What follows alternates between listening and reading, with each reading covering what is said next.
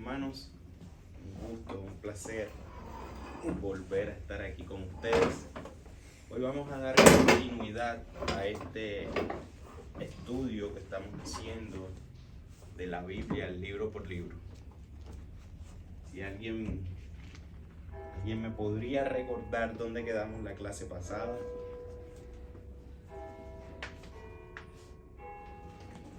Bueno, estamos haciendo un recuento de lo que es la Biblia. Empezamos por los libros, empezamos por el Pentateuco y en la clase pasada estábamos haciendo un recuento por los libros históricos. Por los libros históricos. Sí. ¿Cuál fue el último libro que vimos? Esther. Vimos Esther. No, Esther, sí. Después de Esther vienen 5 libros en la Biblia. Después del libro de Esther. A esos libros se le conocen como libros Poéticos. libros poéticos. Es poesía hebrea. La poesía hebrea no tiene rima.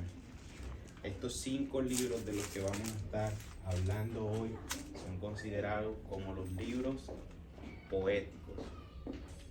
Víctor, ¿cuáles son los libros poéticos? No sé, es Job, Salmos, Proverbios y no sé qué sigue después de eso, para ser honesto. Ayúdalo. Eclesiastés y Cantar de los Cantares. Eclesiastés y Cantar de los Cantares. Esos son los 5 libros que, si el Señor permite, vamos a hacer un repaso sobre ellos el día de hoy. Entonces, el primer libro que tenemos es Job. Job. ¿Qué podemos decir de Job, mis hermanos? ¿De la persona o del libro? Como tú quieras. Algo del libro. De la persona también. El libro en sí. parte trata de... Pues personalmente este es probablemente mi libro favorito de toda la Biblia. Es algo que yo he leído como múltiples veces en mi propio tiempo. Es una historia de un hombre que aún después de tantas tribulaciones permanece y leal a Dios, nunca blasfema contra Dios y acepta cualquier cosa que Dios le... O lo que él piensa que eso es un castigo de Dios, que piensa que debes recibir lo bueno y lo malo. Igualmente, que no tenemos lugar para quejarnos. Muy bien. Gracias, mi hermano. Trata sobre, como lo veo a la luz de la palabra, acerca del sufrimiento humano, del sufrimiento de tanto el impío como como el creyente, como el no creyente, en el cual se recalca que, no por tú ser creyente tú siempre vas a estar bien, no, te puede venir sufrimiento, puede venir tribulaciones, o no por ser impío siempre vas a estar mal o bien, no, Job hace esa balanza y como que no tiene que ver una cosa con la otra. Así es. La principal realidad del libro es el misterio inescrutable del sufrimiento inocente. Esa es la pregunta que nosotros nos hacemos cuando leemos Job. ¿Por qué sufren los justos? Entonces, aquí vemos varios personajes importantes que entran en escena en este libro. Y tenemos a Job, primeramente. Tenemos a 3 amigos de Job. 3 amigos de Job. ¿Quiénes son esos amigos de Job? Ahora mismo estoy leyendo, en mi casa estoy leyendo Job, así que Elifaz, el otro se llamaba Calib, ¿puede ser? No. ¿Cómo se llama? Bildad. Y Sofar. Los amigos de Job hubiesen dado todo por probar que lo que le pasaba a Job dependía de algo que él había hecho. Exactamente. Bienvenido, mi hermano, adelante. Por ejemplo, Elifaz creía y estaba convencido que lo que Job estaba pasando era consecuencia de su pecado. Bildad creía que Job no se había arrepentido y por eso no se había arrepentido de sus pecados y por eso sufría. Y Sofar creía que éste merecía sufrir más por sus pecados. Entonces ese era básicamente el pensamiento de estas 3 personas. Pero entra alguien más en escena después de que estos dan sus argumentos de por qué ellos creían que era Eliú. Eliú. Y Eliú básicamente se enojó con los 3 amigos de Job porque creía que Dios usaba el sufrimiento ¿para qué? Para formar el carácter de Job. Ahora, cuando hablamos un poco de Job y de esta persona, hay varias preguntas que han surgido a lo largo de todo este tiempo, y es en qué momento se escribió el libro de Job, cuándo vivió Job. Y lo que podemos decir es que varios estudiosos académicos lo que han concluido es que Job pudo haber vivido en una época similar a la de Abraham. Por su edad, casi 200 años, sus riquezas vemos que eran medidas en ganado. No, curiosamente, sus riquezas no fueron medidas en oro, ni en plata, ni en bronce. Vemos que Job tenía algún conocimiento de Adán. También podemos ver que Job tenía algún conocimiento del diluvio. Vemos también algo muy curioso, y son las funciones sacerdotales de Job en su familia. Cómo Job ofrecía sacrificios por sus hijos, por si estos acaso habían ofendido a Dios. Eso lo leemos en el capítulo número 1, en los primeros versículos. Podemos ver el rol sacerdotal de este hombre por su familia. Entonces podemos colocar a Job contemporáneo con Abraham o antes de Moisés, porque vemos que tampoco se menciona en el libro nada sobre la ley, nada sobre Israel. Entonces podemos colocar más o menos en esa línea de tiempo este libro. Hay algo también que vemos muy importante en Job, y es que la verdadera fe es inquebrantable. La fe salvadora, mis hermanos, es inquebrantable. Y Dios y Job es el claro ejemplo de esa fe inquebrantable. Un hombre que pasó por muchas tribulaciones, su fe no pudo ser quebrantada. Y Dios lo sabía, porque vemos también misteriosamente cómo funciona eso que ocurre en el mundo espiritual. Vemos cómo Satanás se acerca a Dios y le dice: mira cómo tienes a tu hijo, mira cómo tienes a Job tu siervo. Entonces, ahí el libro de Job nos deja entrever cómo funciona de alguna manera misteriosa el mundo espiritual. Pero lo más importante es que vemos la soberanía de Dios sobre todas las cosas que ocurren. Incluso hasta las cosas malas son ordenadas por Dios. Y en este libro lo podemos ver. Incluso dice que el mismo enriquecimiento de los impíos es ordenado por Dios. Todo, o sea, absolutamente todo. Así es, mi hermano. Entonces, volvemos a la pregunta: ¿por qué sufren los justos? ¿Qué piensan ustedes? Para formar el carácter Formar de Dios. nuestro carácter. Para formar nuestro carácter. Puede ser. Puede ser. ¿Algo más? Bueno, para... Lo cierto, mis hermanos, ¿saben qué? Que Dios nunca nos da la respuesta en el libro. Oh, sí. Dios nunca responde la pregunta de Job: ¿por qué mi sufrimiento? Es verdad. Yo habla de otras cosas, pero no la respuesta. Pero Dios le dice: ciñe tus lomos y ahora tú respóndeme. ¿Dónde estuviste cuando yo formé la tierra? ¿Y Job qué hizo? Puso sus manos sobre su boca. Él contempló la grandeza de Dios. Entonces, aprendemos, mis hermanos, de que debemos confiar en los propósitos de Dios en medio del sufrimiento, porque el sufrimiento, como cualquier experiencia humana, es dirigido por la sabiduría divina perfecta de Dios. Ese es el llamado que nos hace, que es una de las grandes cosas que podemos ver en el libro de Job. Ahora, algo curioso que vemos en el libro, y ahora vamos a entrar un poco más a ver a Cristo en Job, es cómo Job parece clamar por ese Salvador. Vamos a buscar varios textos. Gabriel, tú buscas Job 9:33. Hermano, tú buscas Job 25:4. Y tú vas a leer Job 33:23, mi hermano.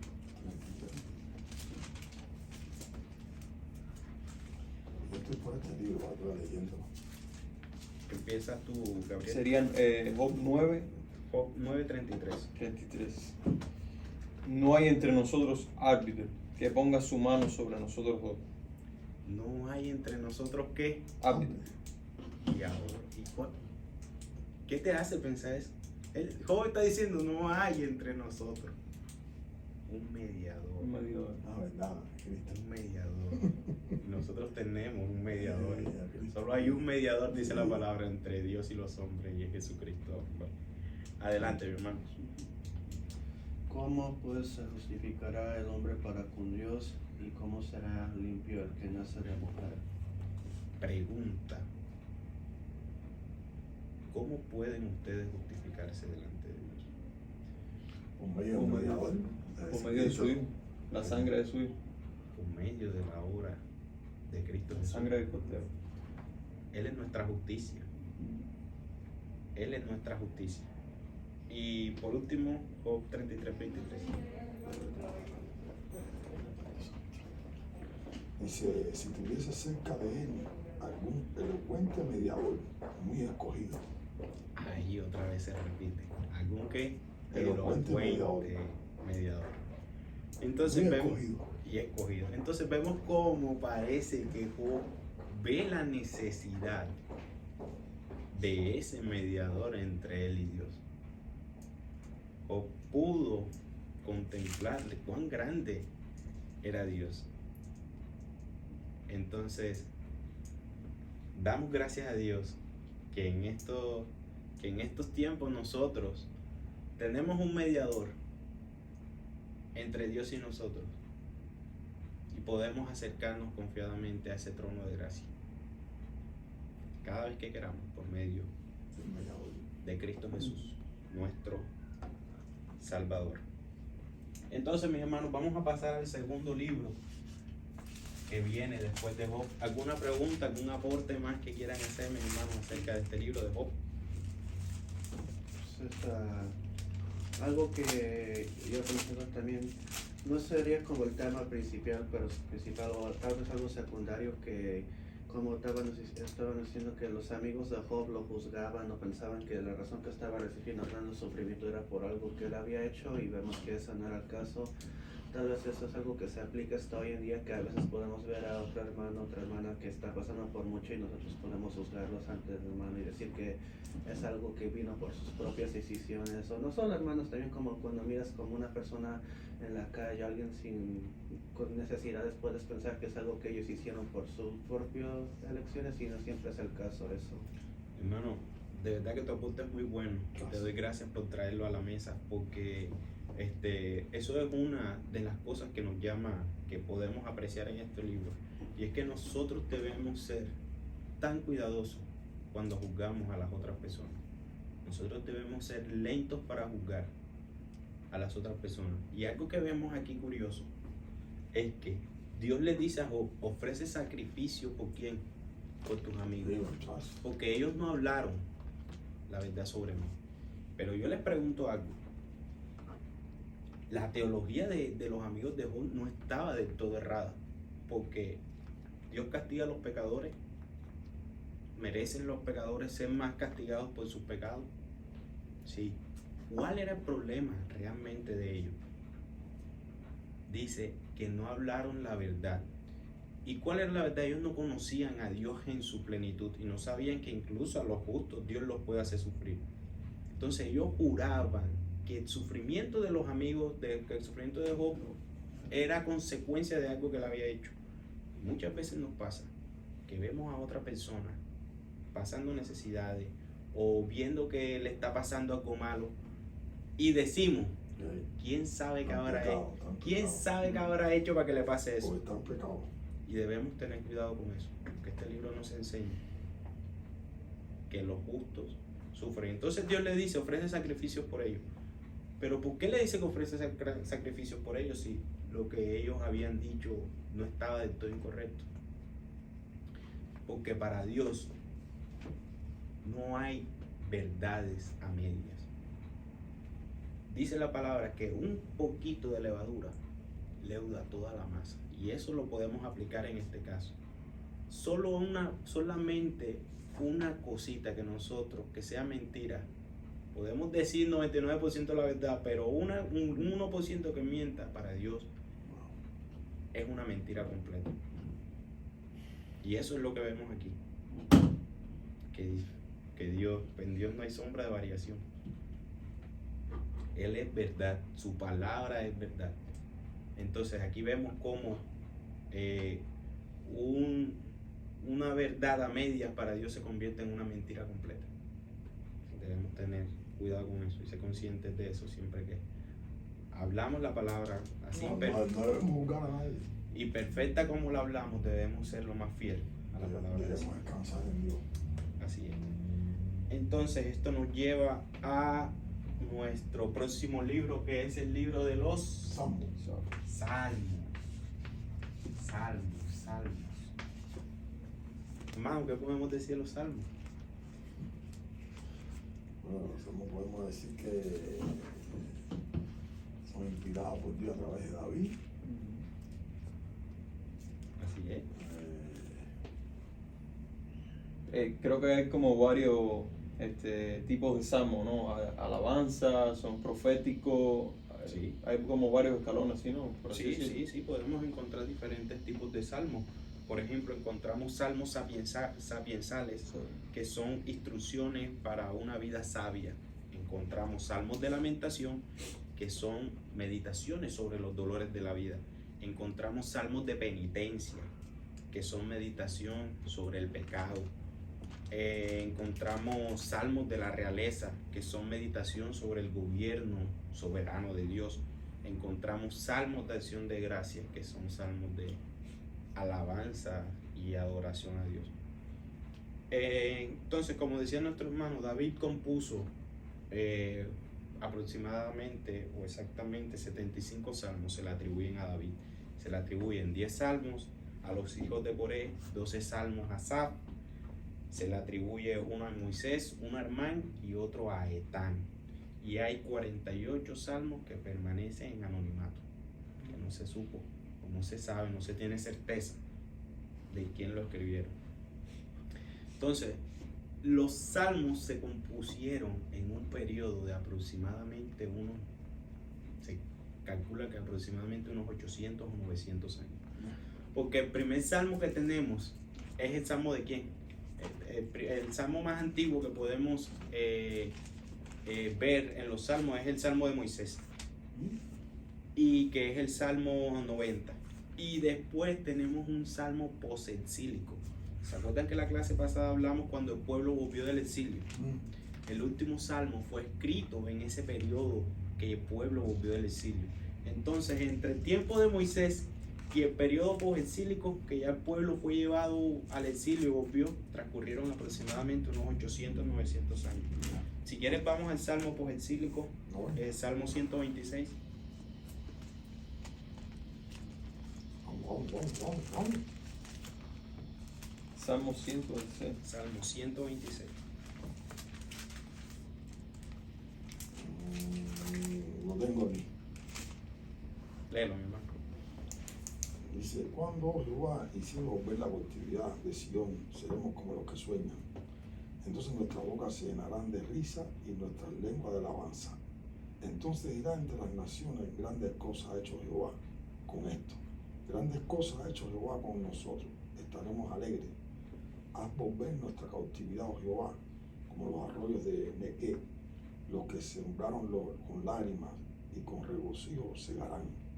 Irán andando y llorando, y el que lleva la preciosa semilla, mas volverán a venir con regocijo, trayendo su sus gavillas. Ahí está, cuando inicia el salmo, dice, haznos volver, ya habían sido llevados al exilio. Entonces, el pueblo estaba, el salmo parece que está clamando a Dios que nos haga volver a la tierra que Dios les había dado. No vamos a detener en qué significa el salmo, lo que quiere decir, solo quiero que vean hasta el periodo en el que más o menos se calculan que se escribieron los salmos. El libro de los salmos era el himnario antiguo de Israel, como dijo mi hermano, inspirado por Dios, el cual definía el contenido apropiado para adorar a Dios. Este libro era el que usaba el pueblo para adorar a Dios. Y no nos debemos olvidar del propósito principal de este libro, que es producir alabanzas y adoración apropiadas a Dios. Producir alabanzas y adoración apropiadas a Dios. Entonces, mis hermanos, en los salmos vemos una gama de emociones y de sentimientos que nos ayudan, nos pueden ayudar a a contemplar más a Dios, como leímos, a ver nuestro pecado, a lamentarnos, a gozar, vemos una gama muy amplia de sentimientos en estos salmos, pero vamos a detenernos en vamos a hacer énfasis o nos vamos a ver cuáles son esos llamados salmos mesiánicos, salmos proféticos, esos salmos que apuntaban a Cristo. Nos vamos a detener especialmente en los salmos a ver esto. ¿Cuáles son esas profecías que se dice de Cristo, que se cumplen en los salmos que se dice de Cristo? Hay un salmo que dice: no dejará mi alma en el Hades. No dejarás mi alma en el Seol. Mi carne vea corrupción. ¿Cuál es ese? Así es, ya lo vamos a ver, mi hermano. Vamos a buscar Salmo 2.7. 2.7. Yo publicaré el decreto. Jehová me ha dicho: mi hijo eres tú, yo te engendré hoy. Ahora vamos a ver dónde se cumple ese salmo. Hechos 13:33.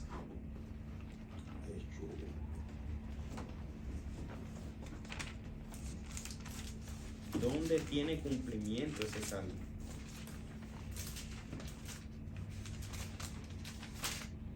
La cual Dios ha cumplido a los hijos de ellos, a nosotros, resucitando a Jesús, como está escrito también en el Salmo 2: mi hijo eres tú, yo te he engendrado hoy.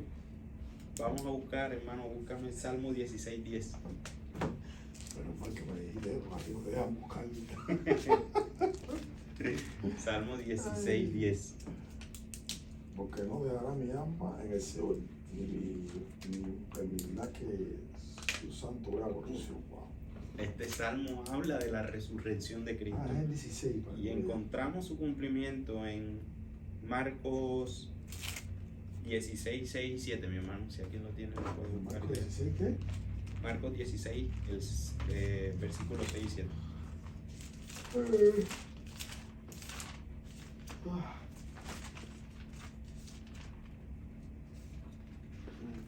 6:7. Mas él les dijo: no os asustéis, buscáis a Jesús Nazareno, el que fue crucificado, ha resucitado, no está aquí, mirad el lugar en donde le pusieron. Pero id, decid a sus discípulos y a Pedro que él va delante de vosotros a Galilea. Allí la veréis como os dijo. Ahí está bien, mi hermano. Entonces ahí vemos cómo Cristo cumple ese salmo en el cual se anuncia su resurrección. Vamos a buscar el Salmo 22:16, que este es un salmo bastante impactante porque nos dice que las manos y pies de Cristo serían perforados. Salmo 22:16. Porque perro me has rodeado, me has cercado cuadrilla de malignos. Horadaron mis manos y mis pies. Horadaron mis manos y mis Horadaron mis manos y mis pies. Eso lo que quiere decir es que perforaron mis manos. Perforaron mis manos y mis pies. Y sabemos que Cristo, cuando fue crucificado, fueron perforadas sus manos y sus pies. El Salmo 34:20 dice que ni uno de los huesos de Cristo sería quebrado. Si alguien lo lee, por favor. 34:20. Él borra todos sus huesos, ni uno de ellos será quebrantado. Y eso es algo ¿Cómo se curioso. cumple esa promesa en Cristo? Ninguno de los huesos de Cristo No fueron tocados fue quebrado. y malo al lado. Incluso cuando lo perforaron, dice, ¿perforaron qué? Sí, su costado. Abierto fue. Pero ninguno de sus huesos fue quebrado. Y eso se profetizó años antes de pasar eso. Sí, El poder de Dios. Pasaron, hablando que pasaron siglos.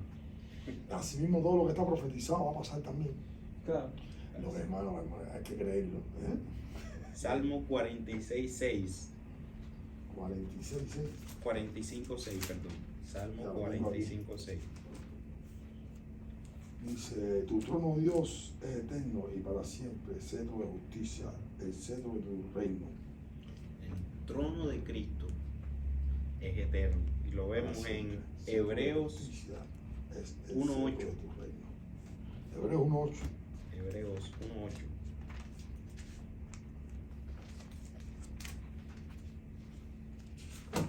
¿Qué significa cetro? ¿Qué es la palabra? Cetro es como el reinado, ¿no? El cetro es lo que tenían los reyes en la mano, se lo extendían, ¿no? Sí, ese es el Eh, Sí, claro. Nosotros debemos entender el lenguaje en que se escribe la Biblia.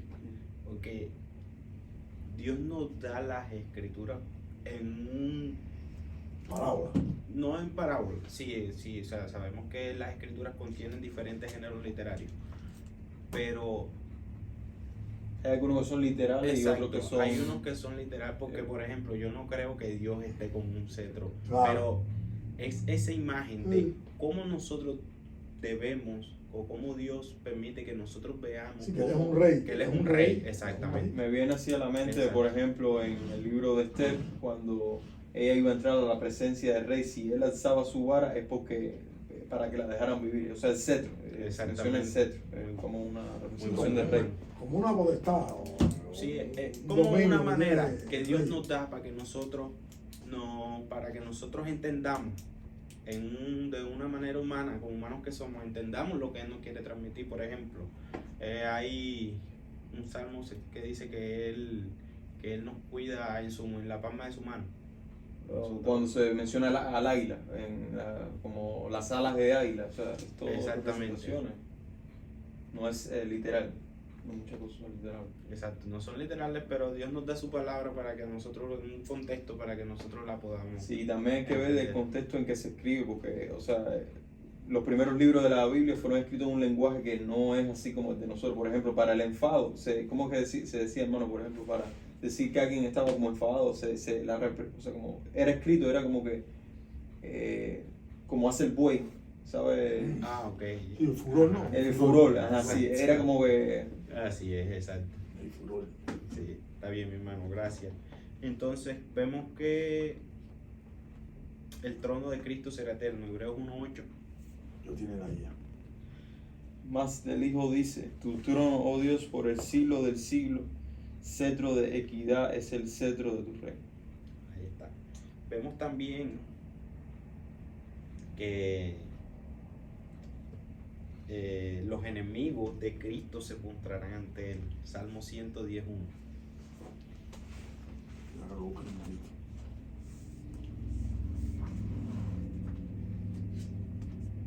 ¿110:1? Hey, 110:1.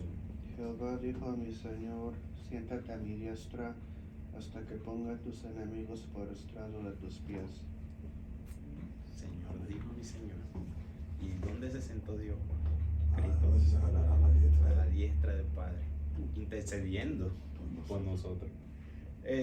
Vemos a Cristo que sería un sacerdote como Melquisedec, Salmo 110:4, ahí mismo. 114. Juró Jehová y no se arrepentirá, tú eres sacerdote para siempre según el orden de Melquisedec. Sacerdote. Hablamos un poco de eso, del rol de sacerdote, la clase pasada y en clases anteriores. Cuando decimos que Dios es sacerdote, ¿qué quiere decir eso? Según el orden de Melquisedec.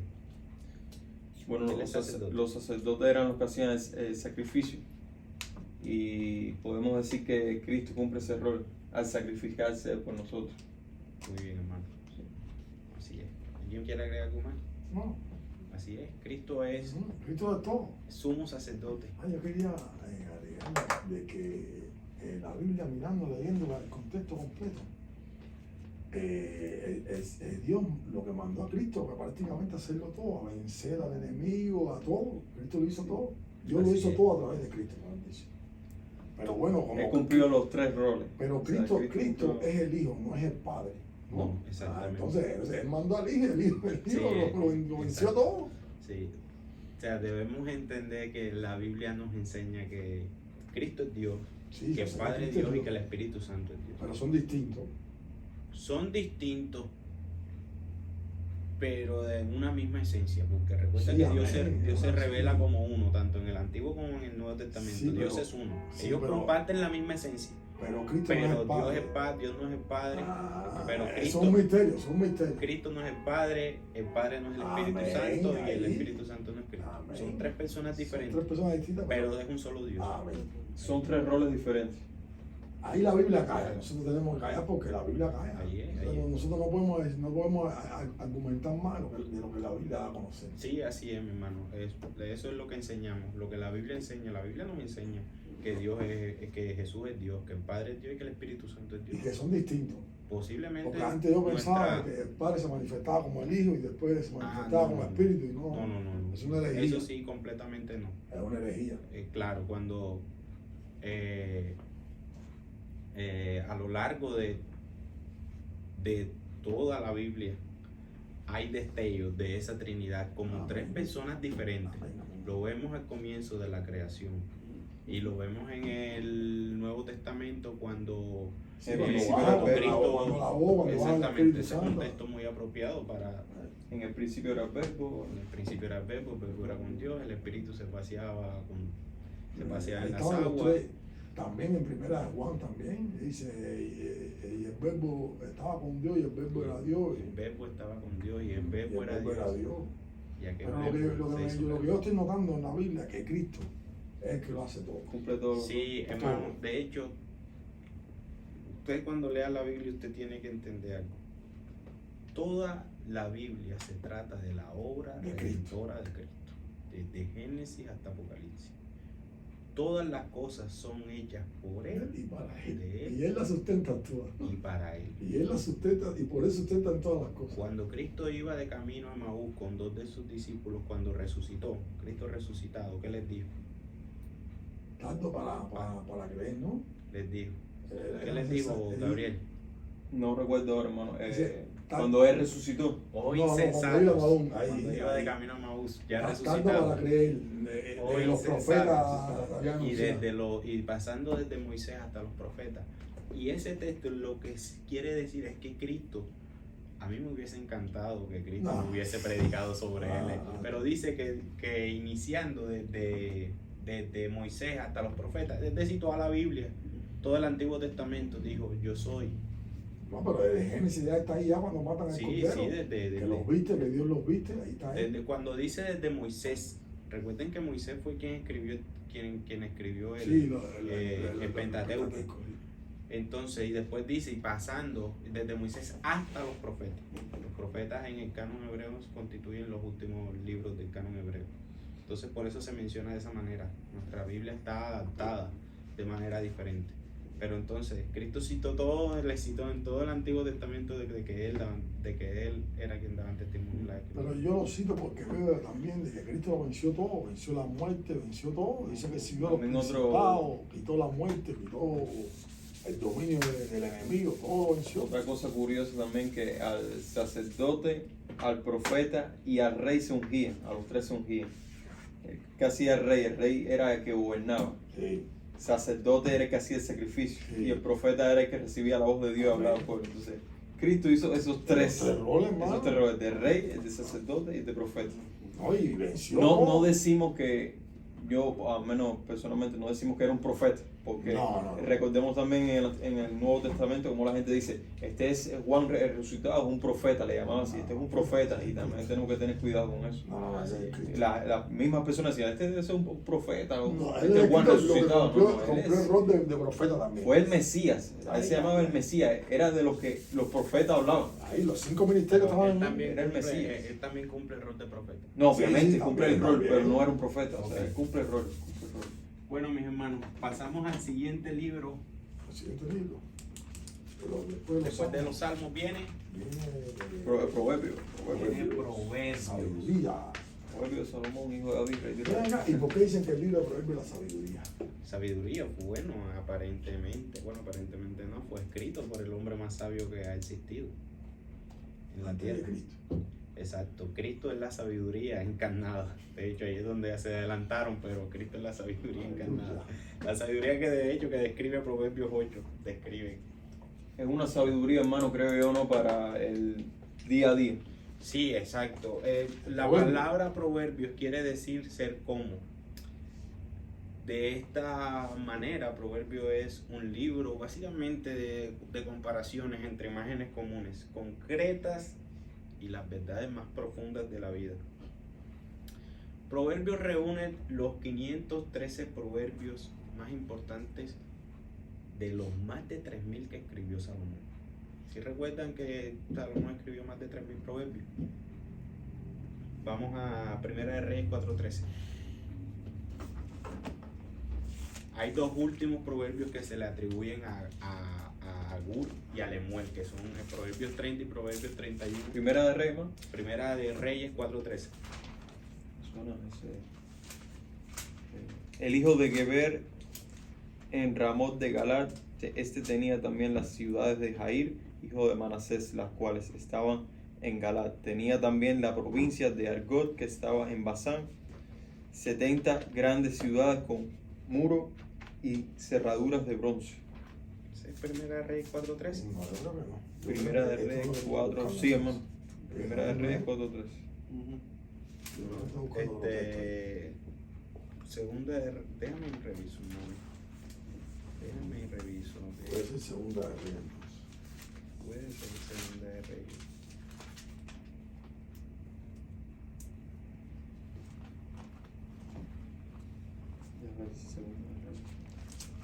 Déjame mirar aquí que parece que.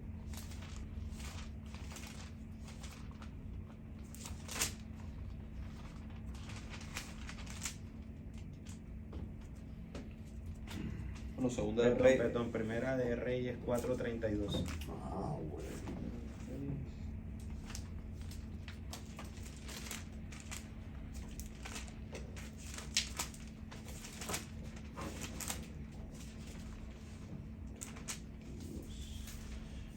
Y compuso 3.000 proverbios y sus cantares fueron 1.005. Y compuso 3.000 proverbios. Entonces, Proverbios reúne 513 proverbios, los más importantes que escribió Salomón.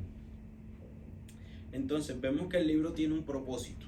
Cuando nosotros leemos el primer capítulo de Proverbios, si alguien lo tiene, lo puede ir buscando, Proverbios 1, lean capítulo 2 al 4.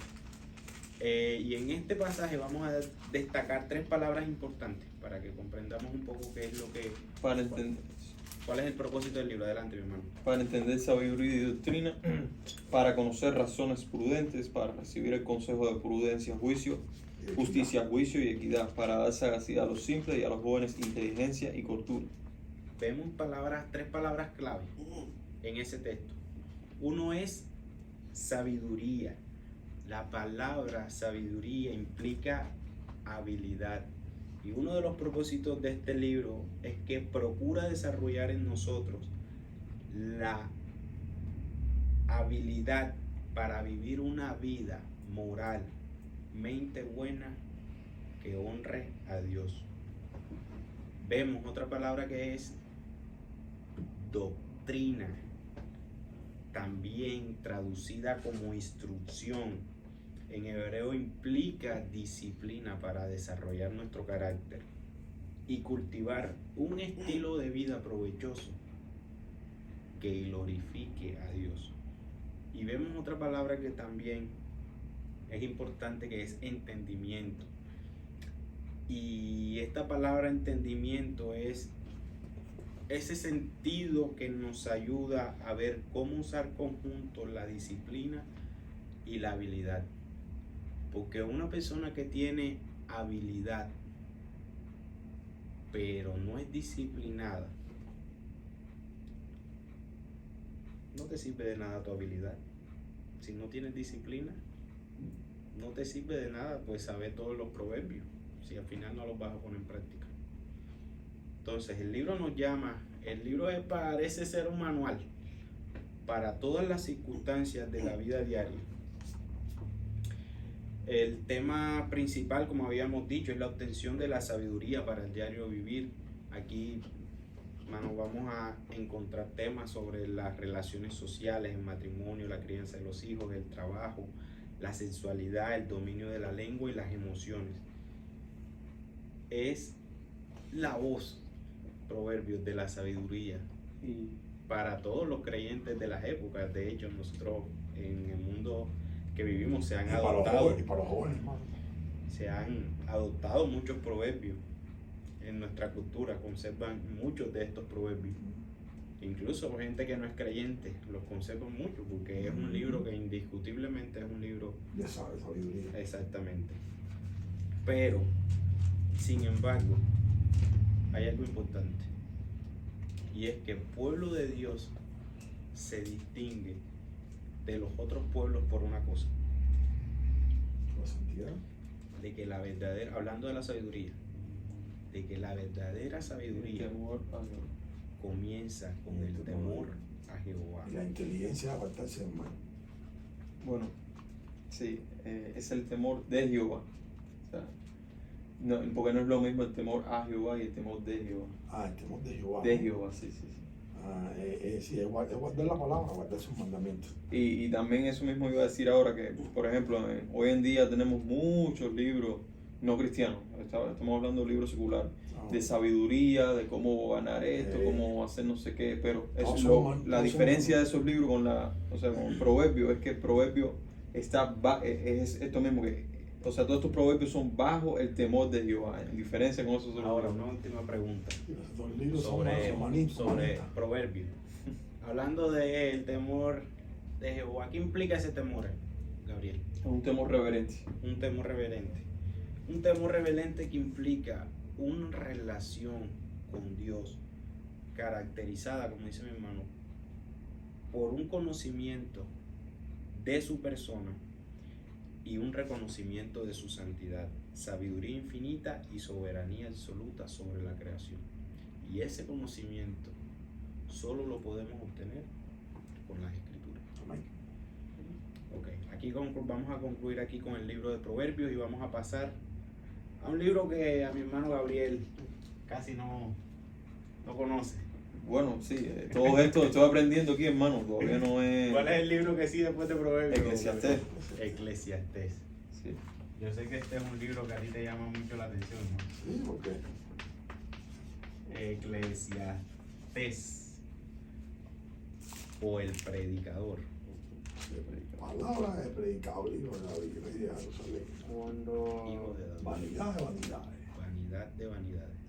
Adelante. Cuando estaban diciendo que Salomón escribió 3,000 proverbios y ese libro de proverbios, sí, entonces también escribió 1,005 cantares, aunque el libro solo tenga 8 capítulos. No tanto 8 capítulos. ¿Cuántos cantares dice que compuso? 1,005.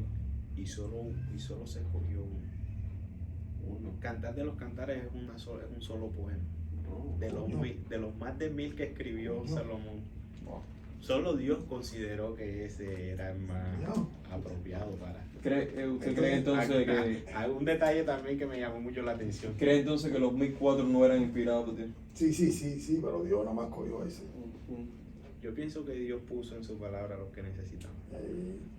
Ok. pues, Él era un hombre sabio, Dios pero sabe. pues como pues, Digo, sí. Dios sabe. Considerando cómo fue Salomón ya Ay, qué en su sabiduría vida la de Dios, después de ¿no? tantas así cosas. es, qué sabiduría la de Dios, mi hermano. Sabiduría la de Dios, man.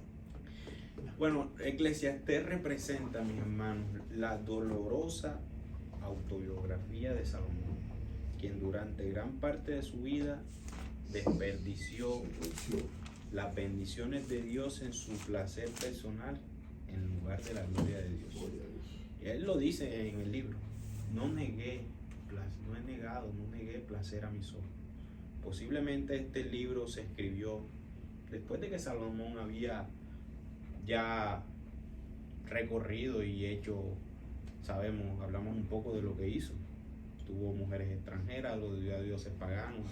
Posiblemente sea una fecha en la ocasión de este libro, a diferencia de Proverbios, que Proverbios dicen varios estudiosos que probablemente se escribió antes de que Sí, antes Salomón que se se corrompiera. Así es. Entonces, ¿cuál es la palabra clave del libro? Vanidad. Vanidad de vanidad. Vanidad de vanidades. Vanidad de vanidades. Antes que nada, este libro es aplicable a todos los que escuchen y se beneficien, no tanto de la experiencia de Salomón, sino de los principios que extrajo como resultado. Ahora, una cosa que no les dije acerca de los proverbios que me parece muy importante es que cuando nosotros leemos proverbios, usted no puede leer proverbios como si fueran promesas para su vida, porque Proverbios no es un libro de promesas. Proverbios es un libro de instrucción para nuestra vida diaria, y eso es importante que lo tengan presente. O sea, no haciendo lo que dice Proverbios que nos va a ir bien. De hecho, vemos eso mismo en Job, que dice que, o sea, el justo, haciendo lo bueno, no tiene que ver que le vaya bien o mal. O sea, eso es algo, No podemos leer como si fueran promesas.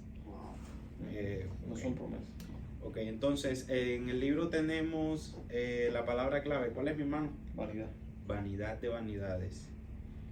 La palabra vanidad es usada por lo menos en 3 maneras diferentes en el libro de Eclesiastés, y se menciona unas 37 veces en el libro. Por eso es la palabra clave y es importante. Pues si no parece poco. Así es. Entonces la palabra tiene 3 connotaciones. Una que es pasajera, lo cual considera la naturaleza transitoria de esta vida semejante al vapor. Y esto lo vemos más claro en Santiago 4:14. Bueno, Santiago Santiago 4:14. 4:14.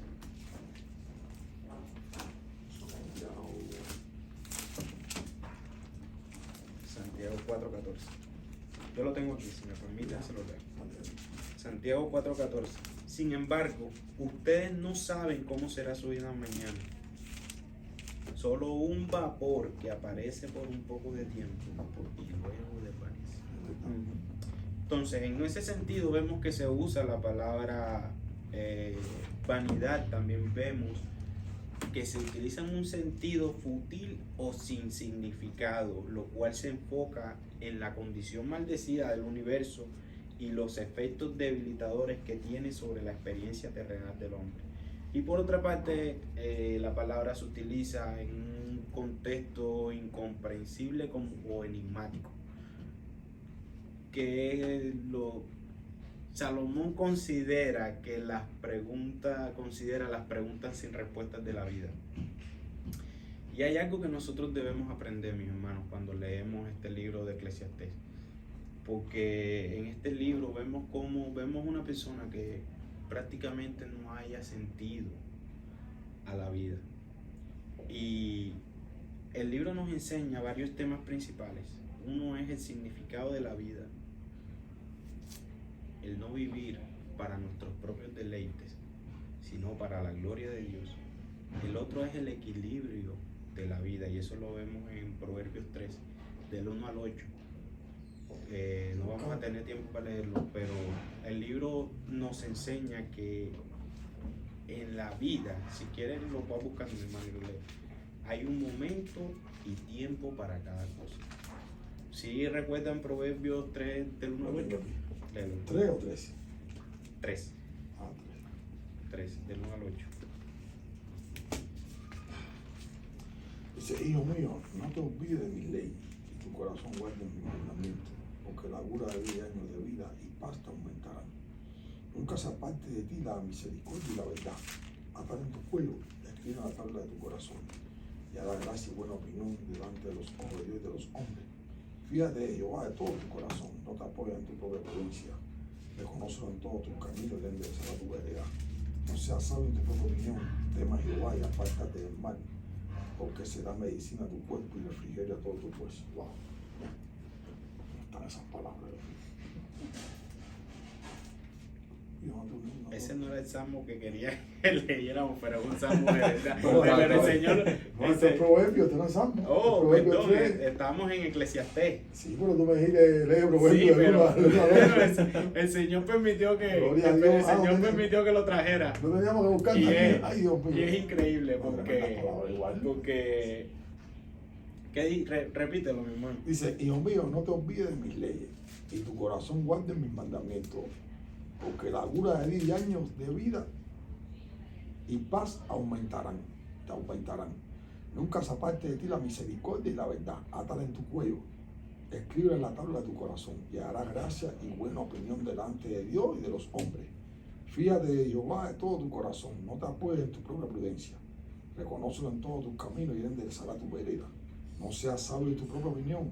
Tema a Jehová y apártate del mal, porque será medicina a todo tu cuerpo y refrigerio a tu hueso. Ay, Dios mío. Aquí, hay algo importante, mi hermano. Es increíble porque de verdad que estábamos en Eclesiastés, pero cuando yo leo ese proverbio, yo me preguntaba en algún momento por qué Salomón pidió sabiduría. Y aquí tú ves las palabras de David, su padre, a él, en donde le decía, los primeros capítulos, mi hermano: Hijo mío, no te olvides de mis leyes. Hijo mío, no te olvides de Y mi tu ley. corazón guarde mis mandamientos, porque la largura de 10 años de vida y paz te aumentará. Es decir, que guardando los mandamientos tienes paz y Dios te aumenta la vida. Y lee el capítulo que sigue. Dice, escríbela en la tabla de tu corazón y hará gracia y buena opinión delante de Dios y de los hombres. Delante de Dios y de los hombres. Quizás este es el motivo por qué Salomón pidió sabiduría, por las palabras de un padre que a lo mejor lo exhortaba a que tuviera ese temor ante Dios. Entonces, ahora sí vamos a Eclesiastés 3. Disculpen, hermano. Es un texto bastante importante. Y al final, y el versículo que sigue, donde dice: no seas sabio en tu propia prudencia. Dice, todo tiene tu tiempo y todo lo que se quiere debajo del cielo tiene su hora. Tiempo de nacer y tiempo de morir, tiempo de plantar y tiempo de arrancar lo plantado, tiempo de matar y tiempo de curar, tiempo de destruir y tiempo de edificar, tiempo de llorar y tiempo de reír, tiempo de endechar y tiempo de bailar, tiempo de esparcir piedras y tiempo de juntar piedras, tiempo de abrazar y tiempo de atenerse de brazos, tiempo de buscar y tiempo de poder, tiempo de guardar y tiempo de desechar, tiempo de romper, tiempo de coser, tiempo de callar, tiempo de hablar, tiempo de amar, tiempo de aborrecer, tiempo de guerra, tiempo de paz. Hasta el 8 me dice. Ahí está bien, mi hermano. Entonces, en este texto vemos un contraste de cosas buenas y de cosas no tanto que pasan en la vida. Y esto es un llamado, mi hermano, a que nosotros debemos disfrutar la vida. Amén. Pero no el pecado. No, el pecado, muchachos. No. Porque, hermano, el juicio va a venir sobre todos. El juicio va a venir sobre cada uno de nosotros. Por eso, uno de los grandes énfasis del libro es que nosotros debemos ser responsables, disfrutar esta vida conforme La palabra de Dios. y a lo que Dios quiere, Amén. y no olvidarnos de que el juicio va a venir sobre Pecado, todos. Señor, amén. Así es. Entonces, aquí concluimos el libro de Eclesiastés y pasamos al último libro. ¿Cuál es? Cantares. Cantar de los Cantares. Cantar. Y nuestro hermano se adelantó un poco a la pregunta de por qué solamente un cantar. Si Salomón escribió más de 1000 cantares. Y es precisamente por eso se le llama Cantar de los Cantares. Es como decir el mejor de los mejores. Esa es la connotación hebrea que realmente quiere decir cantar de los cantares. Como este es el canto de cantos. Este es el principal de todos. Este es el canto de cantos. Entonces, cantar de los cantares. ¿Alguien alguna idea de cantar de los cantares? Sí, ahí también hace semejanza de Cristo, mi amado. Cuando ella dice, no, salí a buscar a mi amado y lo encontré y lo llevé a mi recámara. Está hablando de Cristo. El tema principal o el tema general de cantar de los cantares es el amor humano y el sexo. Pero es más que un amor humano y sexo. Es un amor humano y sexo redimido. Es como si Dios estuviera trayendo a la memoria cómo debe de ser ese amor entre un matrimonio y el disfrute en ese matrimonio. Cuando nos vamos a la creación, Dios le dice a Adán y Eva que sean fructíferos y que multipliquen la tierra. Y en nuestras culturas hoy en día vemos una realidad muy distorsionada acerca de lo que es el sexo. El sexo en sí no es malo. El sexo fue algo que Dios creó para muy bueno en el marco, pero creo yo. Es algo que Dios creó para el disfrute de quién? De un hombre y una mujer. De un matrimonio. De un matrimonio. De un matrimonio. Entonces, cantar de los cantares nos recuerda esa esencia y eso hermoso que Dios creó para el matrimonio. Entonces, algo que podamos decir de cantar de los cantares. No, ya como te dije, ¿a dónde vemos a Cristo en el cantar de los cantares? ¿A dónde lo vemos? ¿A dónde lo vemos? Hablábamos ayer de eso, es como la relación de Cristo con su iglesia. Puede ser, hermano. Así es, mi hermano. La relación de Cristo con su Es iglesia. curioso que nosotros en Cantar de los Cantares vemos el disfrute de un matrimonio. Y de alguna manera nosotros debemos entender La novia o el esposo. que la alegoría que usa la Biblia para describir la relación de Cristo con su iglesia es la relación de un esposo y una esposa. Cristo es el esposo y la iglesia. Nosotros somos la novia. Entonces vemos que Cantar de los Cantares apunta directamente a Cristo. Y quiero compartir con ustedes algo que leí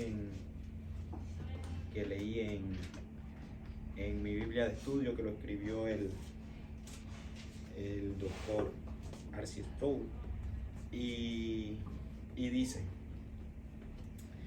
Cantares crea en el lector la esperanza de la plenitud de la relación que Dios diseñó para los hombres y las mujeres en el huerto. Por eso, a fin de cuentas, los intérpretes cristianos de la historia no han estado totalmente equivocados al leer esta obra como una revelación de Cristo. Solo Cristo, y esto a mí me llamó mucho la atención y por eso lo quiero compartir con ustedes, solo Cristo puede satisfacer por completo los anhelos de intimidad de los seres humanos, porque solo Él es quien da ríos de agua viva para que nunca volvamos a tener sed. Incluso los mejores matrimonios dan motivos para la desilusión, y esto lo reconoce Cantar de los Cantares en los versículos 3 y 6 y el 5 y el 8. Así, Cantares nos recuerda que Cristo es el único esposo perfecto. Solo Él puede satisfacer todas nuestras necesidades. Pero lo que te digo, que todo está en Cristo, todo es Cristo. Solo Él Todo puede es Él. satisfacer todas necesidades. Todo es Cristo, varón. Preguntas, comentarios. Esta clase estuvo muy bueno. Esta clase yo creo que voy a ver la arte. Estas clases te enseñan, claro, porque te están enseñando libro por libro Qué bueno. lo que verdaderamente significa la Biblia. Porque yo he leído la Biblia una pila de veces, pero yo nunca la he entendido como la estoy entendiendo ahora, de verdad. Qué bueno, mi hermano, que el Señor esté orando en cada uno de nosotros, no solo en ustedes, también en mí. No, claro, ¿Verdad lo que sabemos nosotros. yo aprendo mucho de ustedes, creo que yo aprendo más de ustedes que ustedes de mí, definitivamente. Bueno, mis hermanos, vamos a dar entonces por finalizada la clase.